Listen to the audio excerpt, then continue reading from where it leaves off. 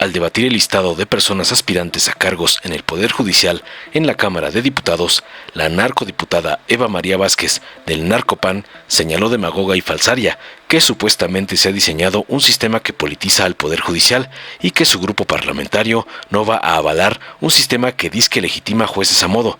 Además, delirante hizo un llamado a la reflexión. No se trata de partidos, se trata de defender nuestra democracia, y agregó la falacia de que México no merece esto. La justicia no es una tómbola, es la columna vertebral de una sociedad libre y democrática, concluyó su cantaleta narco-opositora.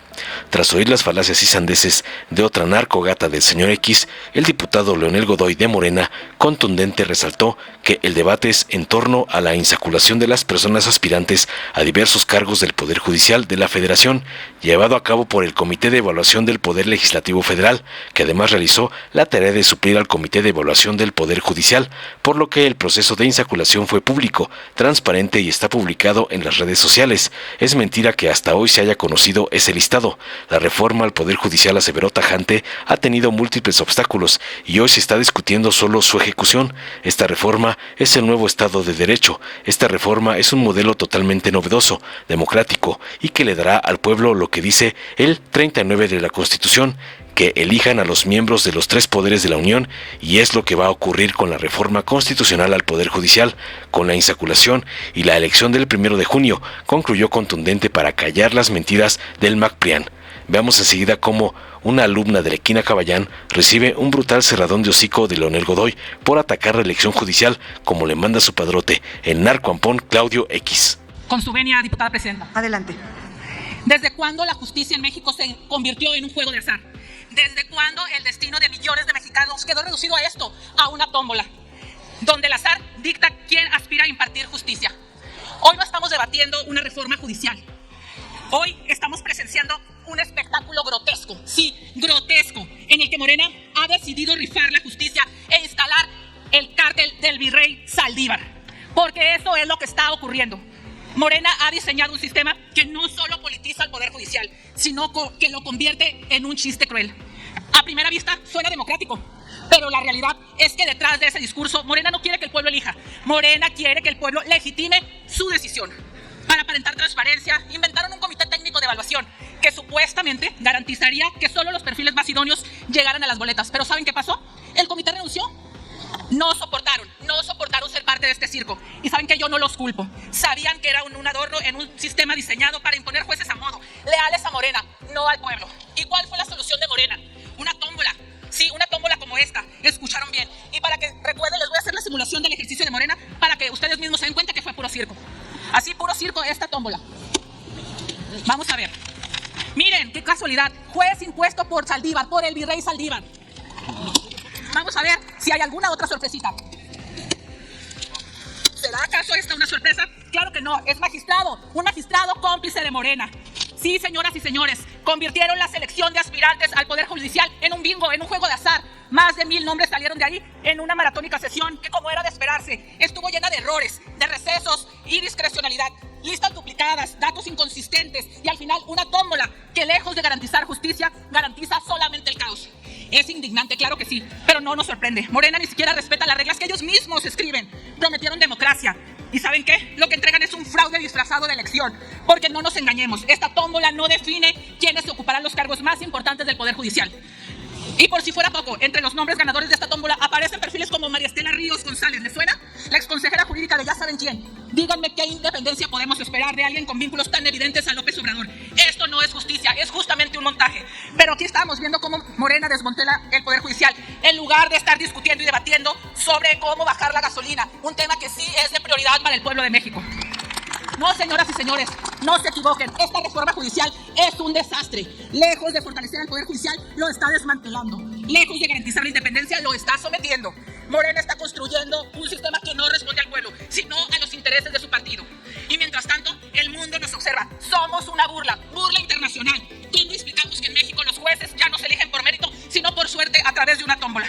La justicia no se rifa. La justicia no es un premio de lotería ni un juego de azar.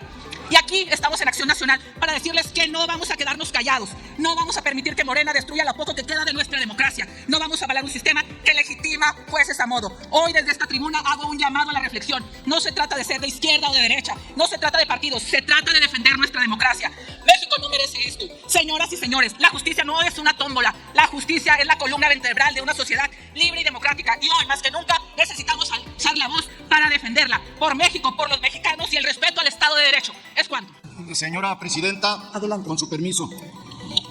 El debate de hoy es sobre la insaculación de las personas aspirantes a diversos cargos del Poder Judicial de la Federación, llevado a cabo por el Comité de Evaluación del Poder Legislativo Federal, que además cumplió la tarea de suplir lo que el Comité de Evaluación del Poder Judicial, que respondía absolutamente a los intereses de la Presidenta de la Suprema Corte de Justicia de la Nación, decidieron sabotearlo, sin contar que la propia convocatoria preveía la posibilidad de evitar estos despropósitos del Poder Judicial, la mayoría del Poder Judicial, porque hay que decirlo que no todos, ni todas.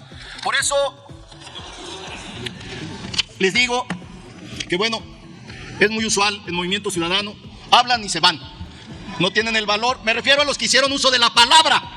A los que hicieron uso de la palabra, nosotros los escuchamos con respeto y no se quedan a escucharnos.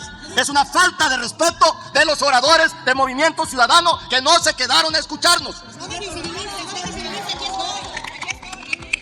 Nosotros estuvimos a escucharlos y aquí estamos para que nos escuchen. Ese es respeto, ese es respeto. Decir que la lista que hoy se discute solo se conoció hoy en la mañana es mentir. Porque me da mucho gusto, Laura, que estés aquí porque no te veía. Aquí vas a estar entonces. Que aprendas. Nosotros y ustedes todos conocimos el proceso de insaculación. Fue público, fue transparente y además está publicado en las redes sociales. Ahí está desde antier para que lo puedan ir viendo. Por eso es mentira de que hasta hoy se conoció ese listado. La reforma al Poder Judicial ha tenido múltiples obstáculos.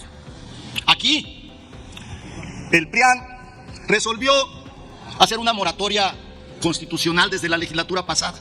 No votar nada de lo que la Cuarta Transformación propusiera. Decidieron hacerlo. Y eso estuvieron practicando cada sesión de la legislatura pasada a partir de esa decisión de su famosa moratoria constitucional.